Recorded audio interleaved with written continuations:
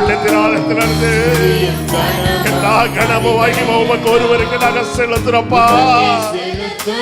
ஒருவர் மாத்திரமே எல்லா துதிகளுக்கு கனத்திற்கு மகிமைக்கு பாத்திரரே.